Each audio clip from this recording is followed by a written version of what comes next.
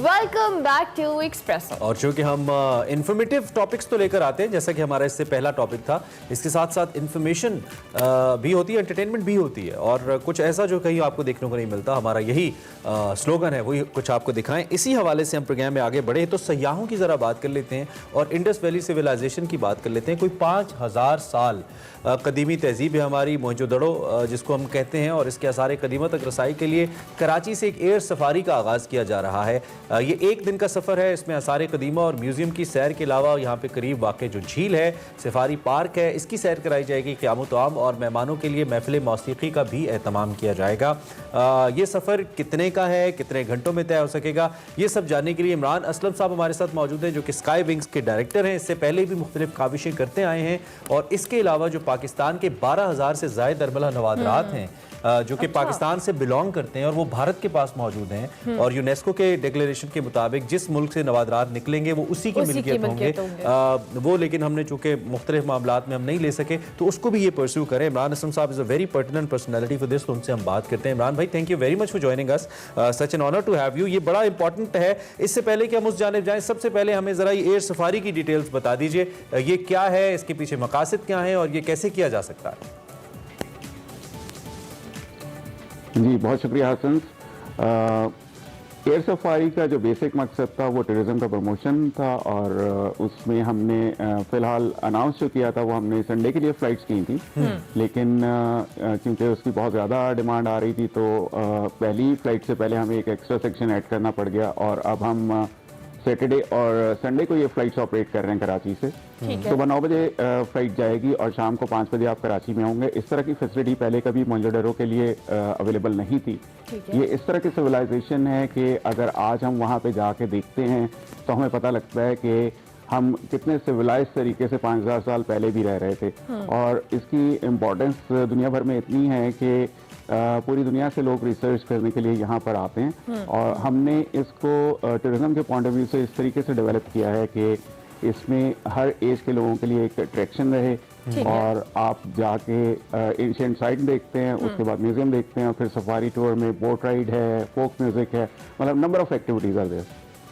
ठीक हो गया। अच्छा, क्योंकि हम अभी आपने बात की कि टूरिज्म के फ़रोग के हवाले से, नो डाउट ये हमारा सारे कदीमा जहाँ पे आप लोग इस तरह की फ़्लाइट्स लेके जा रहे हैं, मोहनजोदड़ो के हवाले से बात करें तो नो डाउट हिस्टोरिकल वैल्यू तो उसकी है, बट स्टिल जब हम फॉरेनर्स की बात करते हैं और लोकल्स की बात करते हैं, उनके इंटरेस्ट के लिए और वो किस तरह से इस सफ़र का हिस्सा बन सकते हैं, उनके हवाले से भी गाइडेंस दीजिएगा, और खर्चे के हवाले से भी बता दीजिएगा, पैसे कितने लगेंगे?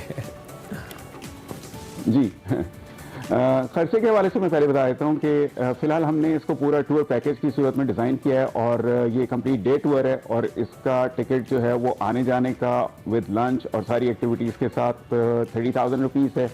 और इसमें हमने कोई डिफरेंस नहीं रखा है कि लोकल टूरिस्ट हैं या फॉरेन टूरिस्ट हैं। अभी हमने फ़्लाइट्स के बारे में वर्कआउट करना शुरू किया था, तो हमारे पास बहुत सारे फॉरेनर्स की डिमांड्स आ गई थी, और हम फॉरेनर्स को ऑलरेडी वहाँ पर ले जा चुके हैं। और उन फॉरेनर्स ने जिनमें एक काफ़ी मशहूर हॉलीवुड के एक्टर थे, बिल वियर ट्रैक के नाम से और द ट्रैवलिंग विज़र्ड के नाम से मशहूर है, उन्होंने यहाँ पे आने के बाद जब इसको देखा तो उन्होंने खुद पूरी दुनिया में जाके इसको बहुत प्रमोट किया है। और बिल वियर ट्रैक वो शख्सियत हैं कि जिनको गवर्नमेंट इन्वाइट करती हैं फॉर टूरिज्म प्रमोशन, और वो फिर आर्टिकल्स लिखते हैं और अपने व्लॉग्स वगैरह में उसको प्रेजेंट करते हैं। तो अल्हम्दुलिल्लाह वर्ल्ड मैप पे मोहनजोदड़ो को हमें दोबारा लेकर आना है, और सिर्फ मोहनजोदड़ो को ही नहीं लेकर आना बल्कि बाकी भी जो हमारे हिस्टोरिकल प्लेसेस हैं, जैसे हड़प्पा है। Like yesterday I spoke to the director of Harappa, जो उसको सारे हड़प्पा का जो प्रोजेक्ट लुक आफ्टर कर रहे हैं, तो वो हड़प्पा के लिए भी हम लोग अब नियर फ्यूचर में इंशाल्लाह प्लान कर रहे हैं। एक चीज समझ नहीं आ रही, मैंने आपकी जो इंटरेस्ट करने की देर थी, जी एफर्ट्स हैं उसकी तरफ भी आना है, लेकिन ये बेसिकली आपने कहा कि एयर सफारी है, तो आप जहाज में जाएंगे, जहाज में देख के वापस आ जाएंगे, या जहाज लैंड करेगा वहां पे ले जाया जाएगा, इसका क्या रूट क्या है, जरा थोड़ा सा समझाइए ना हमें।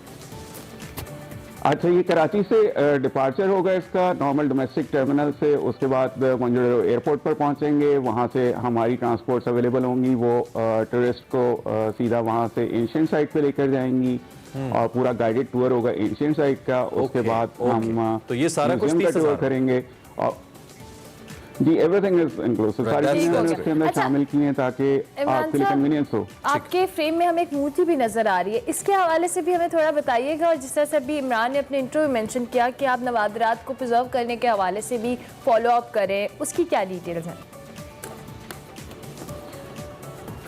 जी, ये एक डांसिंग गर्ल का स्टैचू है, रेप्लिका है, जो कि 1926 में डिस्कवर हुआ था मोहनजोदड़ो की साइड से। जी। और 1946 में दिल्ली आर्ट्स काउंसिल की रिक्वेस्ट के ऊपर इसको इंडिया ले जाया गया था for study and research purposes.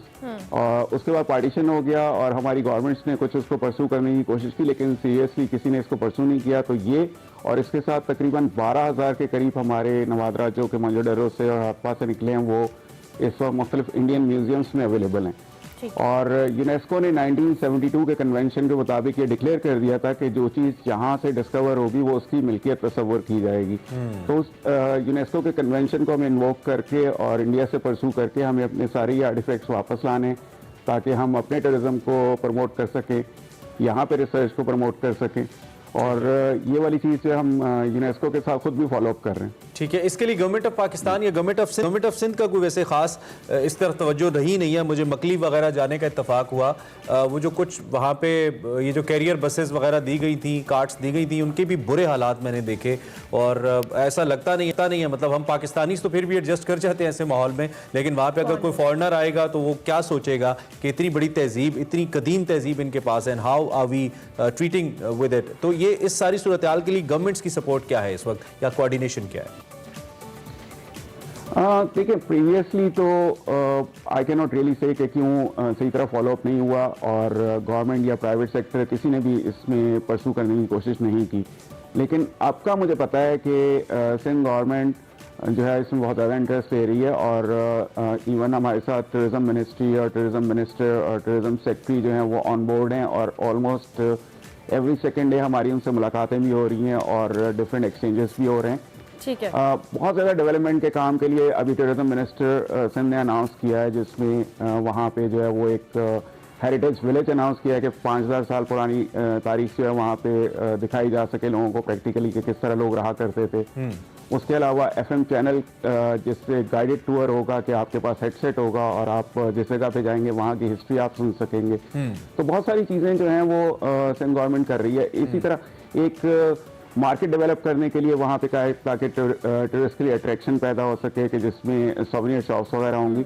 अच्छा, तो ये सारी बातें वक्त मेरे पास कम है, हमने हमने आगे भी बढ़ना है, लेकिन आप चूंकि हमारे साथ है तो सजेशन आपके सामने रख देता हूँ। आप अब तो सब कुछ ऑनलाइन हो रहा है ना, कोई ऐप ही नहीं है, ठीक है, हम वही सोवेनियर शॉप्स पे अटके हुए हैं। पुराना हमारा तरीक़ाकार है। नए अट्रैक्शन के तरीक़ाकार ये हैं कि बाहर हमारी एम्बेसीज को इन्वॉल्व किया जाए, एग्जीबिशंस की जाएँ, एग्जिबिट किया जाए, इंटरनेशनल चैनल्स के ऊपर इश्तारात चलाई जाएँ, मुख्तलिफ जो इंटरनेशनल एयरलाइंस चलती हैं उस पर सिंध की तहजीब के इश्तार चलाए जाएँ। सारे सफ़र में लोग देख रहे होते हैं ताकि लोगों को फ़ायदा हो, जैसे दीगर ममालिक करते हैं, मलेशिया करता है, तो उससे फ़ायदा होगा ताकि लोगों तक वन क्लिक एक्सेस हो। और फिर जाहिर बात है बाकी फैसिलिटेशन बाद में आती है। बहरहाल अच्छा आपका आइडिया है और अच्छी आपकी कोलैबोरेशन भी है। Wish you all the best. बहुत शुक्रिया आपने हमें ज्वाइन किया, इस अहम मौजू के ऊपर हमसे बातचीत की।